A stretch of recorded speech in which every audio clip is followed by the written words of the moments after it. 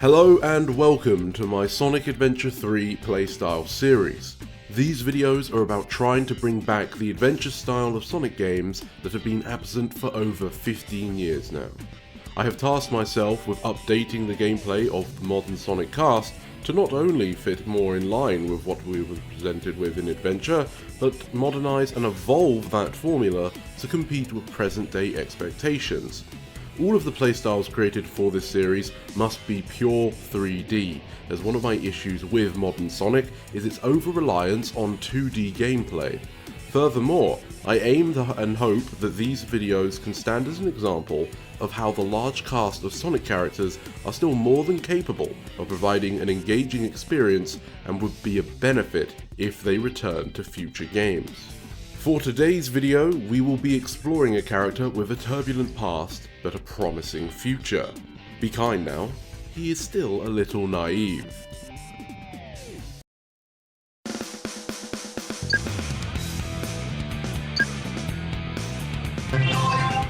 I will protect the future! Silver the Hedgehog is considered by some to be a keystone character, someone who is an integral member to the Sonic cast. This is largely due to how his debut appearance was in Sonic 06 as one of the 3 playable characters. Outside of that game, however, Silver has never been playable in a future mainline title. His position as a member of the Big 3 is completely false and is only even acknowledged by specific fan communities. In truth, Silver has been rather neglected by the games ever since he arrived. As a result of all of this, the main source of inspiration for Silver's playstyle automatically becomes Sonic 06. His other playable roles are usually that of a clone or an archetype rather than an individually crafted playstyle. All that said, when designing Silver's new playstyle, I looked more into the narrative of his character than anything else, bringing a focus to his burdensome mission and relation with time. We will be referring to the Xbox controller layout throughout this video. Silver can be moved by pressing the left analog stick in the desired direction. His acceleration is nothing to write home about, but it's enough to make progress uphill. Taking a note from the fan Project 06, Silver has a sprint state where he levitates, allowing him to travel faster than his hedgehog legs would otherwise allow. The effect is purely visual though, and does not go over gaps. Pressing the A button will allow Silver to jump. He is able to gain more height than most characters, however he will also not curl into a ball and is thus fully susceptible to enemies. His jump can still be used to grab items. Silver's jump is also quite floaty. This does mean he will decelerate when jumping, but it also means the player will have plenty of time to position Silver before he touches the ground. Whilst in the air, Silver is very responsible to changes in direction, making it very easy to move him as if he were on the ground. The A button can be held in the air to make him levitate as he does in Sonic 06. Levitating will not decrease or increase Silver's altitude, but maintain it as he flies around. An energy wheel will appear next to Silver, which indicates how long he can hover before his power fades. This will refill quickly once Silver touches the ground. Pressing the B button will cause Silver to perform a psychokinetic shoulder charge. This quick burst of momentum can be used to harm enemies, break items, and shove physics objects in the environment. It is also a handy way of bypassing Silver's poor acceleration. The shoulder charge can also be used in the air, but will fall towards the ground whilst using it. Pulling the right trigger will cause Silver to raise his hand and activate his psychokinesis powers. By default, doing this can be used to negate some forms of damage. For example, a flamethrower would part ways without harming Silver whilst holding down RT and facing the fire's source. If an enemy is attacked using a valid projectile, such as a missile, Silver will not only negate it, but then gain control of it as it floats around him. Back in Sonic 06, Silver's powers were all managed by an energy meter. This is no longer the case for SA3. Silver's hover has its own meter as previously established, but his manipulated items have no cost at all. Instead, he can hold a max of 25 items around him at any one time. These items must be removed before he can grab more, but players will likely not have to worry about reaching that limit too often. The items will be able to block attacks that collide with them, but this will also destroy the item in the process. Likewise, if the player carelessly moves items through a hazard like lava, they would also be destroyed. Due to this functionality, the player does not need to hold down RT constantly just to keep their items. In fact, the player is free to hold and release the trigger as often as they need.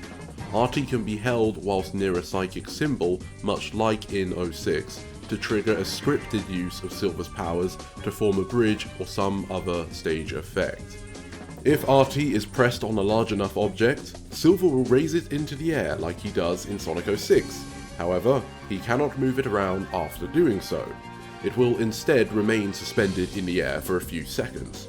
This change was necessary as his powers are no longer limited, but also as it was rather redundant in conjunction with his hover ability. Enemies can only be manipulated by psychokinesis if they are paralyzed or have already been defeated, in which their broken parts may be used instead. The X button will cause Silver to fling items under his control in the order he acquired them. If there's an item, interactable, or enemy, the game will auto-lock on at a certain range. Otherwise, the item is flung in the general direction Silver was facing. Holding the X button will instead cause Silver to fire all current items outwards like a fragmental grenade in a 360-degree radius around him. In the air, pressing the X button will immediately throw all items in Silver's possession forwards as a rectangular barrage of damage, so if players wish to conserve items, they may want to land first. If the X button is held in the air, Silver will instead drop to the ground and strike it with his palm, stunning most enemies within a radius around himself, making them vulnerable to his powers. As you may have noticed, Silver's slap is not featured at all, which was done because it was simply a pathetic move that was immediately outclassed by the stun drop anyway. Silver isn't out of tricks yet though.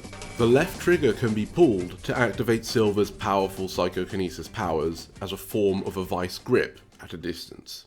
Basically, using left trigger will render Silver immobile whilst he focuses his powers upon a target ahead of him. Enemies in this zone will have their weapons forcibly ripped off and added to Silver's items. The enemies themselves are not safe though. Silver's powers will continuously chip away at their health and eventually destroy them. This technique is intended to be used against many weak foes, or on slower but tougher foes. Its stationary nature makes it risky to use against attacks from multiple angles.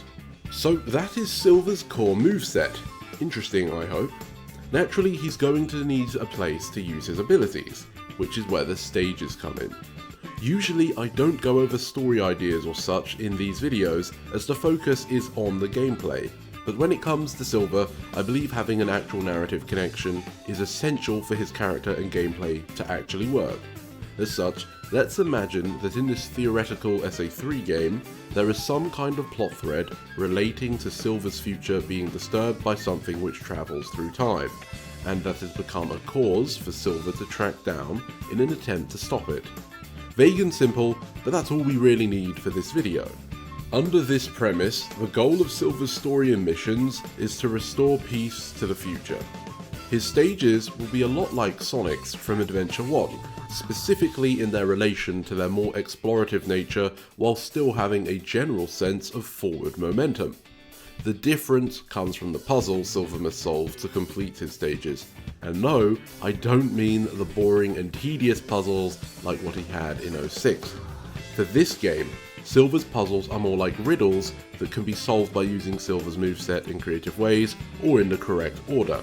This could be something as simple as throwing the right items into the correct basket, to something more nuanced, such as dousing a flaming wall with a bucket of water and then shoulder charging it into an enemy.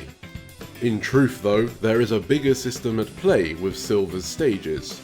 On each of them, there will be a semi-transparent ghost of a character, representing an event that took place in the timeline which resulted in Silver's ruined future. They will traverse the stage much like a time attack ghost. If the ghost is of a hostile character, Silver will usually need to beat them to the goal ring. This is not as simple as being fast, because the Ghost will apply hazards that Silver will need to deal with, such as blocking off a path or leaving enemies behind. On the flip side, if the Ghost is of a friendly character, such as Sonic for instance, Silver will likely need to ensure it completes the level that it otherwise couldn't have without his help. An example would be that Silver must race ahead of the Ghost and use his powers to form a bridge that didn't exist to change the outcome. For both these types of missions, there is a bit of a safety net for the player in the form of mysterious time relics. These structures are dotted around the stages and can be interacted with at the cost of some rings. Doing so will rewind time by a couple minutes, not for the player, but the in-game time of the Ghost and any time-related events such as a wall collapsing. It is a method to recover from mistakes without having to restart. Harder levels may actually incorporate these structures into the design of the level itself and make them a mandatory puzzle piece. This idea could potentially go one step further in a way that I think would be cool, but probably would become too costly to develop. That idea is bringing back Sonic CD's past, present and future versions of stages, as well as allowing the player to switch between them. The purpose would be to chase the Ghost even as it swaps time, or to trigger events that only exist in the past or future to help the Ghost in the present. Again though, this one is quite a lot of extra work, so it likely would either be for one level or not included at all. However, potentially, if Silver were to get his own game, this would also become more viable. And there we have it, my proposed playstyle for Silver the Hedgehog, should we ever get a new adventure style game. There was quite a bit to go over, so I understand if some would argue it's too complicated, but I believe it would quickly make sense if it were playable. Silver isn't really a character I typically put a lot of thought into, so I'm glad that I was able to cook up something more specific to him for this video. What are your thoughts on the playstyle? Would you want to play this or something more standard? Let me know in the comments below. Thank you for watching this video all the way to the end, and I hope you have a great day. This is the Mighty Emperor, signing off.